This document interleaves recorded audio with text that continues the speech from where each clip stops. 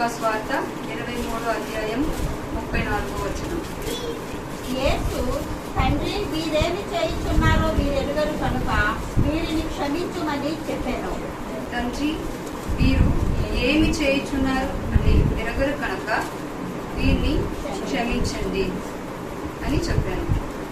ఇప్పుడు యేసు ప్రభు మన పాపం కొరకు సిలువలో వేలాడుతున్నారని మేము విన్నాము. ఇప్పుడు ఆ సిలువలో ఉన్నప్పుడు ఎంతో బాధ, ఎంతో పెయిన్ అని ఉంటది. మనం కూడా ఏదైనా ఒక నొప్పియో, బాధనో, లేదు ఏదో అవమానమో, లేదు వేరేదైనా చెప్పలేని మాటలు మన మీద మొక్కారంటే మనం ఏం చేస్తాము? చాలా బాధపడతాము. చాలా బాధపడేటప్పుడు ఏం చేస్తాం? మనము ఎవరి ద్వారా ఆ ప్రాబ్లం వచ్చిందో వాళ్ళని తిట్టుకుంటాము. వాళ్ళ మీద ఏం చెప్తాము? వాళ్ళేంటి మంచి వాళ్ళ, నా మీద మొక్కుతున్నారు అని గొడవ పడతాము. తర్వాత దేవుడిని కూడా ఏం చేస్తాము? మనము క్వశ్చన్ చేస్తాము. ఎందుకు ప్రభా నాకే ఇలా జరగాల, నాకే ఇలాంటిది జరగాల, నాకంటే ఎంతో చెడ్డవాళ్ళు ఉన్నారు కదా, వాళ్ళందరూ బాగున్నారు కదా అని దేవుడి దగ్గర కూడా ఏం చేస్తాము? గొడవ పడతాము, క్వశ్చన్ అడుగుతాము. కానీ ఇక్కడ యేసు ప్రభు ఎంతో పెయిన్, ఎంతో నొప్పి, బాధ, వేదనల మధ్యలో కూడా ఒక్క నెగటివ్ మాట కూడా చెప్పలేదు. ఎవరి గురించి ఎంతో మంది, ఎంతో శత్రువులు, ఎంతో మంది మరణానికి అప్పగించినప్పుడు కూడా ఒక్క నెగటివ్ మాట కూడా, ఒక్కరి గురించి కూడా ఏమి తప్పుగా మాట్లాడలేదు. కానీ దీని అన్నిటి మధ్యలో యేసు ప్రభు చేసిన కార్యం ఏంటంటే, అన్ని విషయంలో యేసు ప్రభు తండ్రికి విధేయత చూపించారు. విధేయత చూపించింది మాత్రం కాకుండా తననే వాలంటీర్ గా, ఇండివిజువల్ గా వచ్చి తండ్రికి అప్పగించి మన కోసం ప్రాణ త్యాగం ఇచ్చారు, ప్రాణ త్యాగం చేశారు. ఎందుకంటే దేవుడు తండ్రి ఆల్రెడీ చెప్పిన ప్రాఫెసీ ప్రణాళిక అన్ని నెరవేర్చబడడానికి యేసు ప్రభు అన్నిటినీ సహించారు. యెషయా 53:12. కావున గొప్పవారితో నేను అతనికి పాలు పంచిపెట్టేదను, కనులతో కలిసి అతడు కొళ్ల సొమ్మును విభాగించుకొనను. ఏలయనగా మరణము నొందునట్లు అతడు తన ప్రాణమును దారపోసెను. అతిక్రమము చేయు వారిలో ఎంటబడిన వాడాయను. అనేకుల పాపమును భరించుచు తిరుగుబాటు చేసిన వారిని గురించి విజ్ఞాపనము చేసెను. పాపుల కొరకు పాపాన్ని మోసి మన కొరకు గొప్ప సాక్రిఫైస్, ప్రాణ త్యాగాన్ని చేసి మనకి ఈ సిలువ నుంచి మనకి క్షమాపణని ఇస్తున్నారు దేవుడు.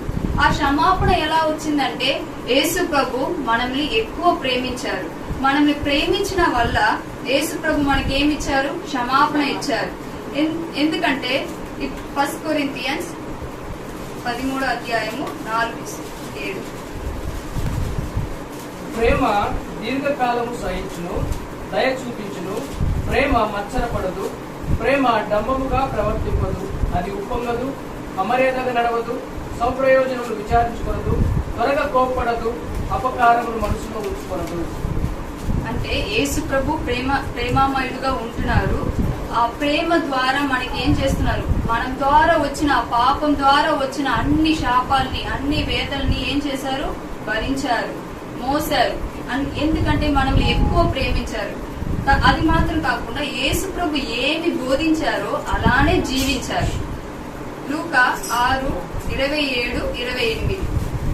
నేను చెప్పినదేమనగా, మీ శత్రువులను ప్రేమించుడి, మిమ్మల్ని ద్వేషించు వారికి మేలు చేయుడి, మిమ్మల్ని శపించు వారిని దీవించుడి, మిమ్మల్ని బాధించు వారి కొరకు ప్రార్థన చేయుడి. ఇక్కడ ఏముంది? శత్రువుల్ని ప్రేమించమని ఉంది. ఇక్కడ ఎన్నో శత్రువులు ఆ సిలువ దగ్గర, సిలువని మోసే ముందు కొట్టిన వాళ్ళు, తిట్టిన వాళ్ళు అందరూ ఉన్నారు. వాళ్ళందరినీ యేసు ప్రభు ఏం చేశారు? ప్రేమించి క్షమించారు.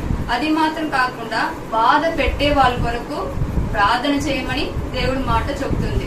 ఇక్కడ కూడా ప్రతి ఒక్కరి కొరకు దేవుడు ఇది ప్రార్థనగా, ఈ మాట ఫస్ట్ మాట యేసు ప్రభు సిలువలో పలికిన ఫస్ట్ మాట వచ్చి ఒక ప్రార్థనగా ఉంది. అది ఇదే మాటని మాథ్యూ 5:44 చూడవచ్చు. సేమ్ ఇదే శత్రువుల్ని ప్రేమించడి అనే మాటని మాథ్యూ 5:44 ఉండొచ్చు. నేను మీతో చెప్పినదేమనగా, మీరు పరలోకమందున్న మీ తండ్రికి కుమారులై ఉండునట్టు మీ శత్రువులను ప్రేమించుడి, మిమ్మల్ని హింసించు వారి కొరకు ప్రార్థన చేయుడి. ఇప్పుడు మనము కూడా ఏం చేయాలి? పరలోకంలో ఉన్న తండ్రికి కుమారుగా ఉండడానికి మనం కూడా ఏం చేయాలి? శత్రువుల్ని ప్రేమించాలి. అలానే మనం ఈ బాధ పెట్టే వాళ్ళ కొరకు ప్రార్థన చేయాలి. ఇక్కడ యేసు ప్రభు క్షమించారా, ప్రేమించారా? ఎవరెవరిని క్షమించారు, దేని కొరకు క్షమించారని మనం చూస్తాము. లూకా 22వ అధ్యాయంలో 23వ అధ్యాయంలో చాలా మంది గురించి ఉంది. ఒక్కొక్కరి గురించి నేను చెప్తాను. లూకా 22, 47, 48. దీంట్లో యూదాస్ ఇస్కరియోతు గురించి ఉంది. యూదాస్ ఇస్కరియోతు ఏం చేశాడని మీకు తెలుసు. ఏం చేశాడు? యేసు ప్రభుతోనే ఉన్నాడు, యేసు ప్రభు దగ్గరనే నేర్చుకున్నాడు. అన్ని నేర్చుకుని యేసు ప్రభు ప్రేమని కూడా పొందుకున్నారు. యేసు ప్రభు ఎలాంటి వారు అనేది కూడా తెలిసి కూడా ఏం చేశాడు? వెండు పొడిచాడు. అంటే తోడుగా మనతోనే ఉండి మనకేం చేశారు అంటే తొవ్వే వాళ్ళు ఉంటారు, గుండి తొవ్వే వాళ్ళు ఉంటారు, తోసే వాళ్ళు ఉంటారు. అలానే యూదాస్ ఇస్కరియోతు ఏం చేశాడు? అలాంటి పని చేసినప్పుడు కూడా యేసు ప్రభు ఏం చేశాడు? యూదాస్ ఇస్కరియోతుని క్షమించాడు. అలానే పేతురు లూకా స్వార్త 22, 57, 60 ఈ 2 వచనంలో ఉంది. పీటర్ కూడా ఒక శిష్యుడు. ఆ శిష్యుడు ఏం చేశాడు?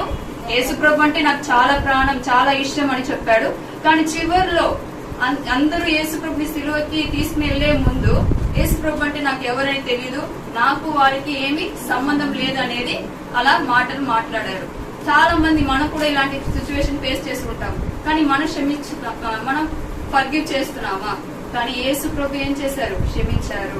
పేతురుని కూడా క్షమించాడు. అలానే లూకా 22వ అధ్యాయము 63 నుంచి 65 ఇక్కడ చాలా మనుషులు ఎవరెవరు దూషణ చేశారో, ఎవరెవరు ఫన్ చేశారో, ఎవరెవరు కొట్టారో, తిట్టారో అందరినీ యేసు ప్రభు, ఇక్కడ ఉన్న ప్రజలందరినీ కూడా యేసు ప్రభు ఏం చేశారు? క్షమించారు. అది మాత్రం కాకుండా యేసు ప్రభు పరిశుద్ధుడు. కానీ యేసు ప్రభు నాకొద్దు, మాకొద్దు, మాకెవరు కావాలి? బర్బాస్ కావాలి అంటే వాడు పెద్ద పాపి. కానీ మాకు యేసు ప్రభు వద్దు, యేసు ప్రభుని ఏం చేయండి? సిలువలో వేయండి, బర్బాసి మాకు కావాలి, బర్బాసిని విడుదల చేయండి అని అలా కేక వేసిన మనుషుల్ని కూడా ఏం చేశారు? యేసు ప్రభు క్షమించారు. అలానే ప్రధాన యాజకులు, శాస్త్రులు, అన్న, కైఫా వీళ్ళందరి గురించి కూడా లూకా 22, 66, 67 వచనంలో ఉంది. వాళ్ళు కూడా ఏం చేశారు? కావాలనే యేసు ప్రభు మీద ఉన్న కుళ్ళుతో యేసు ప్రభు బాగా ఫేమస్ అయిపోతారు, తర్వాత రూలింగ్ వచ్చేస్తారు అని భయంతో, కుళ్ళుతో ఏం చేశారు? యేసు ప్రభుని మరణానికి అప్పగించారు. వాళ్ళని కూడా యేసు ప్రభు ఏం చేశారు? క్షమించారు. లూకా 23, 20, 21 దాంట్లో మనం చూసే వ్యక్తి ఎవరంటే పిలాతు మంచివాడుగా ఉన్నప్పుడు కూడా యేసు ప్రభు యేసు ప్రభులో తప్పే లేదు, ఏమి వాళ్ళు మొప్పే అన్ని కుట్రాలు ఏమి లేవు, ఏమి కరప్షన్ లేదు, ఏమి లేదు అన్నప్పుడు కూడా ఏం చెప్పాడు? చేయి కడిగేసి నాకు దీనికి సంబంధం లేదు, మీరు హేరోదు దగ్గర తీసుకొని వెళ్ళండి అన్నారు. కానీ మనం ఇక్కడ న్యాయం, నీతి తెలిసినప్పుడు కూడా హెల్ప్ చేయలేదు.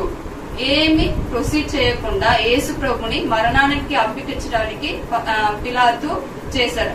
పిలాతుని కూడా ఏం చేశారు? యేసు ప్రభు క్షమించారు. ఇక్కడ లూకా 23, 11 ఇక్కడ హేరోదు గురించి చూస్తున్నాము. హేరోదు ఏం చేశాడు? హేరోదు కూడా యేసు ప్రభులో ఏ తప్పుని చూడలేదు, ఏమి చూడలేదు. వాళ్ళు ముట్టి ప్రతి ఒక్కటిని కూడా ఏమి చూడలేదు. కానీ ఏం చేయలేక తన పొజిషన్ ని కాపాడుకోవాలి అనే వల్ల ఏం చేశారు? మళ్ళీ మరణానికి అప్పగించారు, తునీకరించారు, అపకాశించారు, అన్ని చేసి మళ్ళీ మరణానికి పంపించేశారు. అలానే అలాంటి ఏ రోజుని కూడా యేసు ప్రభు ఏం చేశారు? క్షమించారు.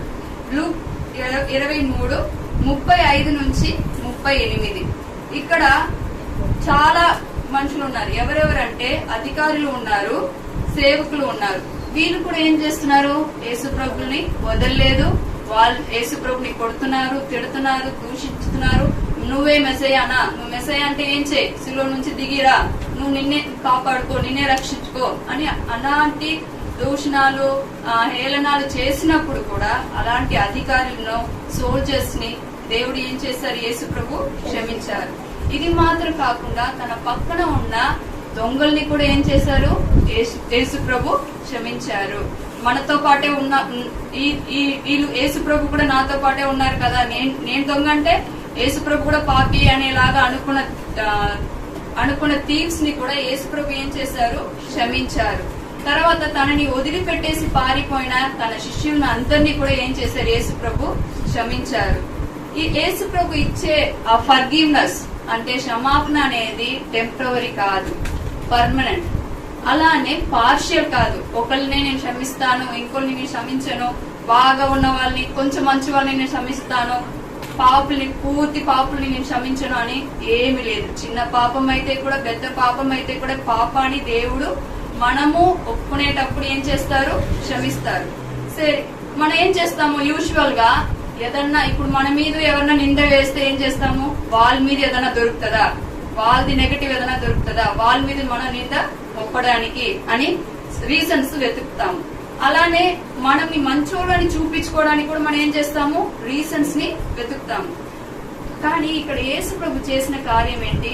వాళ్ళ మీద వాళ్ళ శత్రువుల మీద ఎన్నో కార్యాలు ఉంది, బ్లేమ్ చేయడానికి, తిట్టడానికి అన్ని ఉంది. కానీ యేసు ప్రభు వెతికిన రీజన్ ఒకటే, వీళ్ళని ఎలా క్షమించాలి, వీళ్ళ కొరకు నేను వీళ్ళని ఎలా ఏ విషయం ద్వారా క్షమించాలి అని ఆలోచన చేశారు.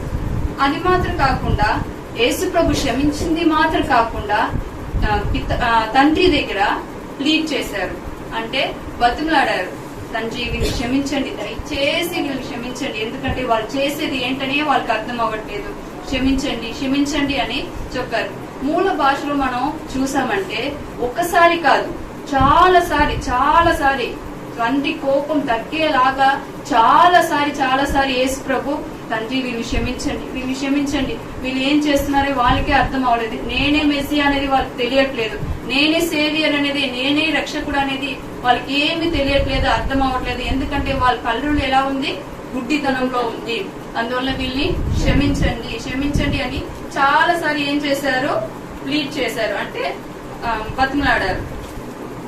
అలానే మనము యేసు ప్రభు ఎలా క్షమించారో మిగతా వాళ్ళని మనం కూడా అలానే క్షమించాలని ఆశిస్తున్నారు. ఎందుకంటే మనం కూడా యేసు ప్రభుకి కుమారులు కుమార్తెలు కదా, తండ్రి ఎలా ఉన్నారో అలాంటి స్వభావమే మన దగ్గర ఉండాలని యేసు ప్రభు మన దగ్గర నుంచి కూడా ఏం ఆశిస్తున్నారు? క్షమించాలని ఆశిస్తున్నారు. మార్కు స్వార్త 11th chapter 25th verse.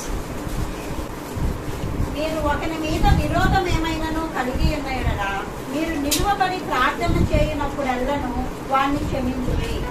మనకి ఎవరి మీద కూడా ఏదన్నా మనస్తాపమో ఏదన్నా వస్తే కూడా మనం ఏం చేయాలి? వాళ్ళని క్షమించాలి. అంటే ప్రార్థన చేసే ముందు ప్రతిసారి ఏం చేయాలి? క్షమించాలి. అప్పుడు దేవుడు ఏం చేస్తారు? మన ప్రార్థనని వింటారు. క్షమిస్తేనే మనం కూడా ఏం పొందుకోవచ్చు? క్షమాపణ పొందుకోవచ్చు. మన ప్రార్థన కూడా దేవుడు వింటారు. ఇప్పుడు మనకి ఒక స్టోరీ తెలుసు క్షమాపణ గురించి. మత్తేయు 18:21-35. Matthew 18:21-35. ఆ సమయమున పేతురు ఆయన యొద్దకు వచ్చి, ప్రభువా, నా సహోదరుడు నా ఎడల తప్పిదము చేసిన ఎడల నేను ఎన్ని మార్లు అతన్ని క్షమింపవలెను? 7 మార్లు మట్టుకా అని అడిగాను. అందుకు యేసు అతనితో ఇట్లనెను, 7 మార్లు మట్టికే కాదు 77 మార్లు మట్టుకని నీతో చెప్పుచున్నాను. కావున పరలోక రాజ్యము తన దాసుల యొక్క లెక్కలు చూచుకొనగోరిన యొక్క రాజును పోలి ఉన్నది. అతడు లెక్క చూచుకొన మొదలు పెట్టినప్పుడు అతనికి 10,000 తలాంతులు అచ్చి ఉన్న ఒకడు అతని యొద్దకు తేబడెను. అప్పు తీర్చుటకు వాని యొద్ద ఏమీ లేనందున వాని యజమానుడు వాని భార్యను పిల్లలను వానికి కలిగినది యావత్తును అమ్మి అప్పు తీర్చవలెనని ఆజ్ఞాపించాను. కాబట్టి ఆ దాసుడు అతని ఎదుట సాగిలపడి మ్రొక్కి, నా ఎడల ఓర్చుకొనుము, నీకు అంతయు చెల్లించునని చెప్పగా ఆ దాసుని యజమానుడు కనికరపడి వానిని విడిచిపెట్టి వాని అప్పు క్షమించెను. అయితే ఆ దాసుడు బయటకు వెళ్లి తనకు 100 దేనారములు అచ్చి ఉన్న తన తోటి దాసునిలో ఒకరిని చూసి వాని గొంతు పట్టుకుని, నీవు అచ్చి ఉన్నది చెల్లింపుమనెను. అందుకు వాని తోటి దాసుడు సాగిలపడి, నా ఎడల ఓర్చుకొనుము, నీకు చెల్లించదనని వారిని వేడుకొనెను కానీ వాడు ఒప్పుకొనగా అచ్చియున్నది చెల్లించు వరకు వారిని చెరసాలలో వేయించెను. కాగా వాని తోడిదాసులు జరిగినది చూసి మిక్కిలి దుఃఖపడి వచ్చి జరిగినంతయు తన యజమానుడికి వివరముగా తెలిపిరి. అప్పుడు వాడు యజమానుడు వారిని పిలిపించి, చెడ్డదాసుడా, నీవు నన్ను వేడుకొంటివి కనుక నీ అప్పంతయు క్షమించితిని. నేను నిన్ను కరుణించిన ప్రకారము నీవును నీ తోడిదాసుని కరుణించవలసి ఉండను కదా అని వారితో చెప్పాను. అందుచేత వారి యజమానుడు కోపపడి తనకు అచ్చి ఉన్నదంతయు చెల్లించు వరకు బాధపరుచు వారికి వారిని అప్పగించెను. మీలో ప్రతి వాడు తన సహోదరుని హృదయపూర్వకముగా క్షమింపని ఎడల నా పరలోకము తండ్రియు ఆ ప్రకారమే మీ ఎడల చేయుననెను. ఈ పారబుల్ అర్థమై ఉంటది అని అనుకుంటున్నాను. ఇద్దరు దాసులు ఉన్నారు. ఒక దాసుడికి ఏంటో చాలా అప్పుడు ఉంది, అంటే అప్రాక్సిమేట్ గా అది 17 to 20 crores ఉండొచ్చు, క్రోస్.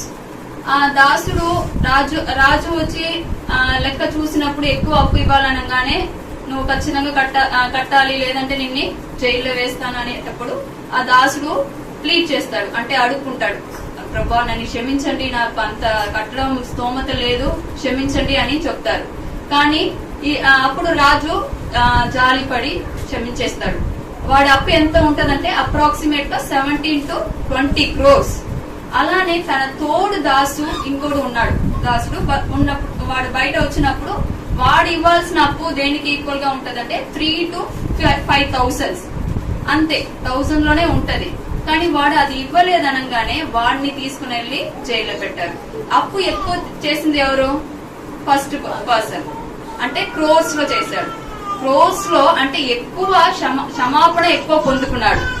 అసలు కట్టాల్సిన అవసరమే లేదని రాజు చెప్పినప్పుడు కూడా తన కింద జస్ట్ 1000s లో అప్పు తీసుకున్న వాడిని వాడు క్షమించలేదు. అందువల్ల వాడికి వచ్చిన పనిష్మెంట్ ఏంటి? మళ్ళీ రాజు నువ్వు ఖచ్చితంగా ఏం చేయాలి, నీ అప్పులని తీర్చాలి అని చెప్పి వాడిని వాడి ఫ్యామిలీని అందరినీ జైల్లో పెట్టారు. ఇప్పుడు మనకి కూడా దేవుడు ఏం చేశారు, మనకి పాపం, మనం చేసిన ప్రతి ఒక్క పాపాన్ని ఏం చేశారు, దేవుడు క్షమించారు. మనము దేవుడు నాకు ఎక్కువ క్షమించారనే ఆ రియలైజేషన్ ఉంటే మనకంటే మనకి వ్యతిరేకంగా ఎంతో మంది తప్పు చేసి ఉంటారు, ఎన్నో ద్రోగాలు చేసి ఉంటారు. వాళ్ళని మనం ఏం చేస్తాము, ఖచ్చితంగా క్షమిస్తాము. అప్పుడు మనకు కావాల్సిన రియలైజేషన్ ఏంటంటే దేవుడు నన్ను ఎక్కువ క్షమించారు అని. ప్రతిసారి సిస్టర్ మీరు చెప్పేది ఈజీగా ఉంటది, కానీ మేము చెయ్యాలి కదా, మా వల్ల అవ్వట్లేదు అంటే హోలీ స్పిరిట్, దేవుడు ఆత్మ మనకి ఆ శక్తిని ఇస్తారు. యేసు ప్రభు అలానే ఏం బోధించారో అలానే జీవించారు. మనకు కూడా ఏం చెప్తున్నారు, ఒక్కసారి కాదు 700 times to 7 అంటే 7 power 70 అనేలాగా చెప్తారు. అంటే 7 into 7 into 7 into అని వేసుకుని వెళ్తే అది క్రోస్ కంటే ఎక్కువ వస్తుంది. మనము లెక్క పెట్టడం చాలా కష్టం. అలాంటి అప్పుడు మనం ఏం చేయాలి, మనం పొందుకున్న క్షమాపణ అనేది గొప్పది అనేది ఎప్పుడు కూడా మనము గుర్తు పెట్టుకోవాలి. ఆ గ్రాటిట్యూడ్ అనేది మనకి ఖచ్చితంగా ఉన్నప్పుడు మనకంటే తక్కువ తప్పిదం చేసిన వాళ్ళని మనము ఈజీగా క్షమిస్తాము, తర్వాత మర్చిపోతాం. మనస్ఫూర్తిగా మనం చదివిన మాటలు ఏముంది, మనస్ఫూర్తిగా క్షమించాలి. యేసు ప్రభు కూడా ఏం చేశారు, మనస్ఫూర్తిగా క్షమించారు. మనస్ఫూర్తిగా క్షమించడం అంటే ఏంటి, అది గుర్తు పెట్టుకుని తర్వాత చూపించడము అలాంటి ఏమి లేదు. ఎక్కడ కూడా యేసు ప్రభు మీరు నాకు వ్యతిరేకంగా చేశారు, నేను క్షమాపణ ఇవ్వను అని ఎక్కడ కూడా చెప్పలేదు. కానీ అన్నిటిని ఏం చేశారు, యేసు ప్రభు క్షమించారు. మన పాపాలని కూడా ఏం చేశారు, ఈస్ట్ టు వెస్ట్ కి దూరంగా వేసేశారు. అంతగా దేవుడు మన పాపాన్ని క్షమించినప్పుడు అది మనం గుర్తించుకొని మనకంటే తక్కువ మనకి వ్యతిరేకంగా చేసిన వాళ్ళని కూడా ఏం చేయాలి, క్షమించేయాలి. అలానే మనము బైబిల్లో చూడొచ్చు, స్టెఫెన్ కూడా ఏం చేశాడు, వాడిని రాళ్ళతో కొట్టి చంపారు. కానీ చివరిలో ఏం చేశాడు, నా ప్రభువా వీళ్ళు ఏం చేస్తున్నారో తెలీదు, వారికి క్షమించండి అన్నారు. అలాంటి మాటలు రావడం అనేది చాలా గొప్ప విషయం. అలానే గ్రహాం స్టెయిన్స్ మనకి ఇండియాలోనే వచ్చారు. వాళ్ళ ఫ్యామిలీ మిషనరీగా వచ్చిన వాళ్ళు గ్రహాం స్టెయిన్ ని, వాళ్ళ కొడుకుని, వాళ్ళ వైఫ్ ఇంకా మిగిలిన 2 పిల్లలు ముందే కాల్చారు. బండితో కాల్చినప్పుడు కూడా మిస్సెస్ గ్రహాం స్టెయిన్ కోర్టులో వాళ్ళకి శిక్ష పడాలనేటప్పుడు వాళ్ళు చెప్పిన ఒకే మాట, నేను వాళ్ళని క్షమించేస్తున్నాను. అంటే అలాంటి హృదయాన్ని ఎవరన్నా కళ్ళు ముందు హస్బెండ్ పిల్లలు చనిపోతే క్షమిస్తానని ఈజీగా వచ్చే మాట కాదు. అది యేసు ప్రభు దేవుని ఆత్మ వాళ్ళకి ఆ హృదయాన్ని ఇచ్చారు. మనకి కూడా ఏం చేస్తారు, యేసు ప్రభు ఖచ్చితంగా ఆ హృదయాన్ని మనకి ఇస్తారు. ఇప్పుడు సరే సిస్టర్ మీరు చెప్పారు, నేను కూడా యేసు ప్రభు దగ్గర ప్రార్థన చేస్తాను, అలానే ఏం చేస్తాను, ఖచ్చితంగా దేవుడు ఆత్మ నాకు సహాయం చేస్తారు. కానీ నాకు వ్యతిరేకంగా తప్పు చేసిన వాళ్ళు వచ్చి నా దగ్గర క్షమాపణ అడగని, అప్పుడు నేను క్షమిస్తాను అని మనం అనుకోవచ్చు. కానీ ఇక్కడ సిలువ సినారియోలో అక్కడ ఎవరన్నా వచ్చి యేసు ప్రభు దగ్గర నన్ను క్షమించండి ప్రభువా అని ఎవరన్నా చెప్పారా? అందరూ ఎవ్వరు కూడా లేరు. కానీ ఒక్కళ్ళు మాత్రం యేసు ప్రభు కార్యాన్ని చూసి ప్రభువా అంటే నన్ను క్షమించండి, క్షమించండి అనే మాట డైరెక్ట్ గా చెప్పలేదంటే కూడా నన్ను గుర్తు పెట్టుకోండి ప్రభువా అని చెప్పారు. ఎవరది? Thief, one of the thief. ఆ ఒక్క వ్యక్తి తప్ప వేరే ఎవ్వరు కూడా యేసు ప్రభు దగ్గర వచ్చి నన్ను క్షమించండి అని అడగలేదు. క్షమాపణ అడగని వ్యక్తిని కూడా యేసు ప్రభు ఏం చేశారు? క్షమించారు. మనం కూడా ఏం చేయాలి? యేసు ప్రభు లాగానే క్షమాపణ అడగని వాళ్ళని కూడా ఏం చేయాలి? క్షమించాలి. ఈ థీఫ్ ని చూస్తే అప్పుడు దాకా ఏలను చేశాడు, నువ్వు కూడా ఏంటి మాలాగనే కదా అని మాట్లాడాడు. కానీ యేసు ప్రభు ప్రవర్తన చూసి, యేసు ప్రభు పలికిన మాటల్ని చూసి, యేసు ప్రభు పరిశుద్ధని చూసి ఏం చేశాడు? నిజంగానే యేసు ప్రభు దేవుడు అని రియలైజ్ చేసి ఏం చేశాడు? క్షమాపణ అడిగి నన్ను కూడా మీరు గుర్తు చేసుకోండి ప్రభు అన్నాడు. అప్పుడు వెంటనే వాడికి వచ్చిన గిఫ్ట్ ఏంటి? నువ్వు ఈ రోజు నాతో పాటు పరదేశ్ లో ఉంటావు. ఇప్పుడు యేసు ప్రభు మనకని గిఫ్ట్స్ రెడీగా పెట్టేశారు. క్షమాపణ అనే గిఫ్ట్ రెడీగానే ఉంది. గిఫ్ట్ ఇచ్చేటప్పుడు వద్దు అంటే ఎవరన్నా పొందుకోగలమా? పొందుకోలేము. అందువల్ల ఆ క్షమాపణ అనే గిఫ్ట్ ని మనం పొందుకోవాలంటే ఫస్ట్ మనం రియలైజ్ చేయాలి, మన పాపులు, యేసు ప్రభు పరిశుద్ధ దేవుడు మన కొరకు ఈ క్షమాపణ అనేది పెట్టారు అనేది రియలైజ్ చేసి మన పాపాన్ని ఒప్పుకొని ఏం చేయాలి? ఆ గిఫ్ట్ ని మనం రిసీవ్ చేసుకోవాలి. అలానే మాథ్యూ 6:12, 14, 15 మత్తయి సువార్త 6వ అధ్యాయము 12, 14, 15. ఇప్పుడు ఇక్కడ మనం చూస్తున్నాము, మనం ఏం చేయాలి? మిగతా వాళ్ళు తప్పుదని కూడా ఏం చేయాలి? క్షమించాలి. అప్పుడు క్షమిస్తేనే దేవుడు మనం ఏం చేస్తారు? క్షమిస్తారు. కొలొస్సియన్స్ 3:13 కొలొస్సీయులకి రాసిన పత్రిక 3:13.